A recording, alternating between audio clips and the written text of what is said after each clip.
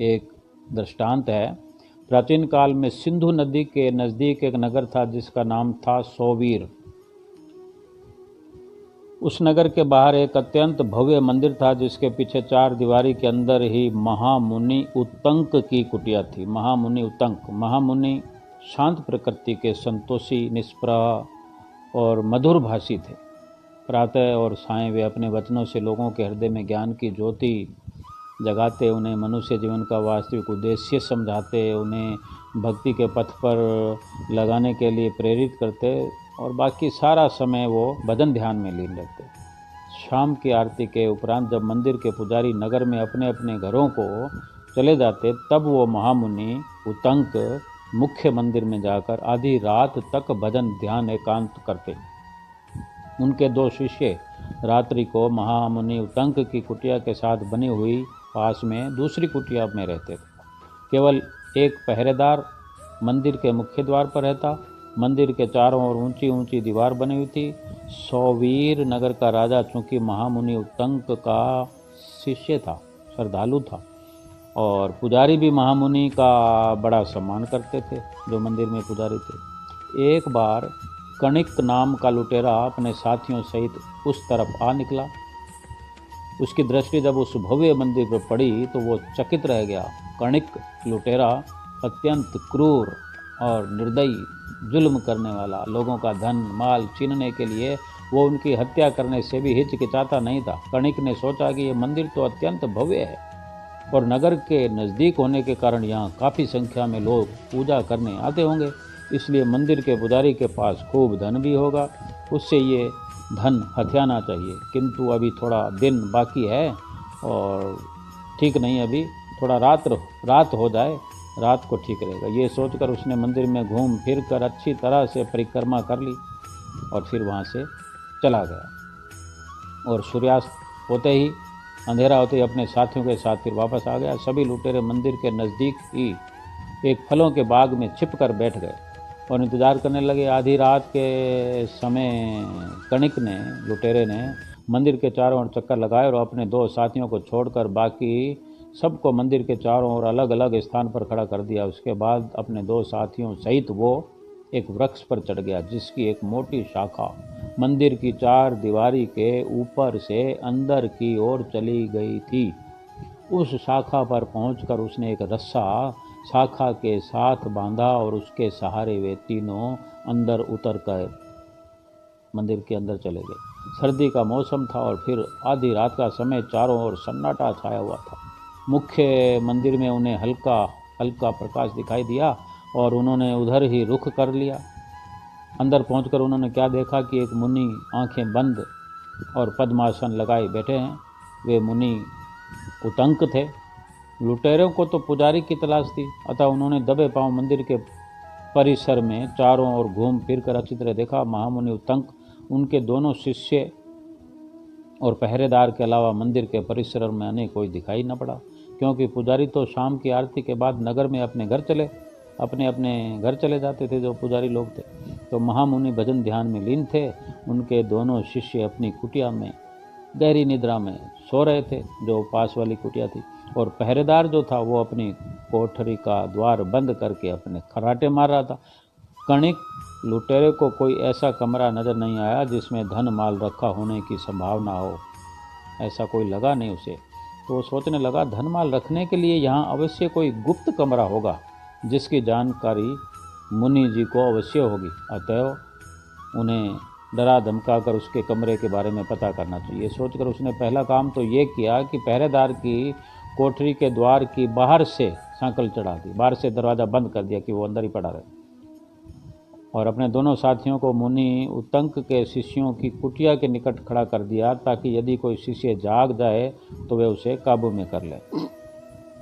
उसके बाद खुद मुख्य मंदिर के अंदर जाकर खड़ग तान कर मुनि उत्तंक के सन्मुख खड़ा हो गया और गरज के बोला, बताओ धन कहाँ छिपा रखा है। महामुनि उत्तंक तो भजन ध्यान में लीन थे, वे उस लुटेरे के प्रश्न का क्या उत्तर देते। कणिक लुटेरे ने 2-3 बार अपना प्रश्न दोहराया, आवाज़ लगाई, परंतु जब मुनि जी की ओर से कोई उत्तर नहीं मिला, वो ध्यान में लीन थे। वो क्रोध से भड़क उठा और उसकी आंखों से आंख बरसने लगी लुटेरे के। शारीरिक रूप से तो वो बहुत लंबा चौड़ा तगड़ा था। उसने महामुनि उत्तंक को जटाओं से पकड़कर धरती पर पटक दिया, उनकी छाती पर पांव रखकर खड़ा हो गया। महामुनि उत्तंक का ध्यान भंग हुआ, ध्यान टूटा। उन्होंने अपने नेत्र खोले और चारों ओर दृष्टि दौड़ाई। उन्हें सारी स्थिति समझते हुए देर न लगी, परंतु क्रोधित होने के बजाय उन्होंने करुणापूर्ण दयामयी दृष्टि कणिक लुटेरे पर अपनी दयामयी दृष्टि डाली। उनकी आंखों में उस समय एक अनोखी चमक थी मुनि जी के, जिसे देखकर कणिक जैसा लुटेरा क्रूर भी सहम गया, डर गया, आश्चर्य से उनकी ओर देखने लगा। और इतनी सर्दी में उसका पूरा शरीर पसीने से तरबतर हो गया।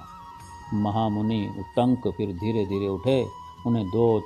उन्होंने 2-3 दीपक जगाकर प्रकाश तेज किया, फिर ध्यान से उसकी ओर देखा। उसकी दशा देखकर उनका हृदय पसीज गया। दया आई उनको कि ये भी कोई जीवन है। वे उसके कल्याण के लिए सोचने लगे। संतों महापुरुषों का तो यही सहज स्वभाव होता है कि वे शत्रु मित्र का विचार नहीं करते, वो सबके भले के लिए सोचते हैं, किसी से बदले की भावना नहीं रखते। और इसलिए गोस्वामी तुलसीदास जी भी अपने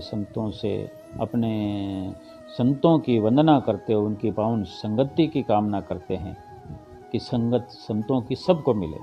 कथन करते हैं, बंदौ संत सम्मान चित, हित अनहित नहीं कोय, अंजल गति शुभ सुमन जिम, सम सुगंध कर दोय। संत सरल चित जगत हित, जान स्वभाव सनेव, बाल विनय सुन कर कृपा, राम चरण रत देव।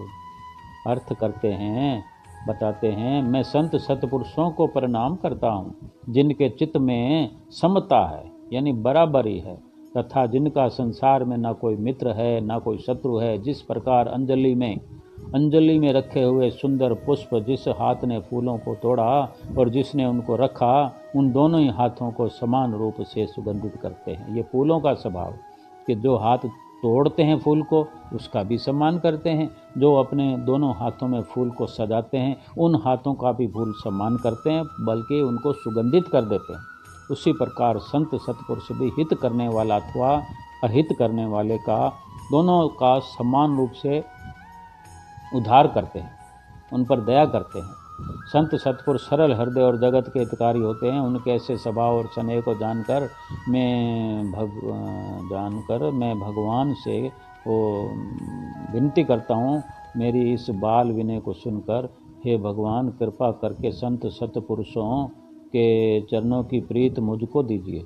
और उसके कल्याण की सोचकर फिर जो आगे दृष्टांत है, और महामुनि जी उसके कल्याण की सोचकर उत्तंक ने लुटेरे कणिक को संबोधित करते हुए समझाते हुए शीतल और मधुर वाणी में कहा, भाई तुम कौन हो और बिना किसी कारण के मेरा वध क्यों करना चाहते हो? क्यों करना चाहते हो वध? मैंने तुम्हारा क्या बिगाड़ा? मैंने तुम्हारा कभी कोई अपराध अथवा अनिष्ट किया हो ऐसा मुझे याद नहीं पड़ता। यदि तुम धन लूटने के प्रयोजन से यहाँ आए हो, यहाँ धन कहाँ से आया? किंतु एक बात मैं तुमसे अवश्य कहना चाहूँगा कि तुम जो लूट मार का धंधा करते हो ये काम ठीक नहीं है। किंतु कणिक ने महामुनि उत्तंक के इन प्रश्नों का कोई जवाब नहीं दिया और उसी प्रकार दूर खड़ा महामुनि उत्तंक की ओर देख रहा था। महामुनि कुछ पल तो उसकी ओर निहारते रहे, फिर बोले, मनुष्य मन माया की धोखे में आकर पाप कर्मों में लग जाता है। पाप कर्म करके अपना लोक और परलोक बिगाड़ लेता है। जो दूसरों की हत्या करके दूसरों का धन लूटता है, अनेक प्रकार के पाप करके अपना जीवन व्यतीत करता है और अपने परिवार का पालन पोषण करता है, उससे भी एक दिन संसार छोड़कर तो जाना पड़ेगा। तब क्या परिवार के लोग तथा अन्य संबंधी जन अथवा लूटमार करके एकत्र किया हुआ कुछ धन अथवा कोई अन्य पदार्थ उनमें से साथ जाएगा? कभी नहीं। मरने के बाद तो मनुष्य के द्वारा किए हुए पाप और पुण्य कर्म ही उसके साथ जाते हैं, बाकी सब कुछ तो यहाँ धरे का धरा रह जाता है।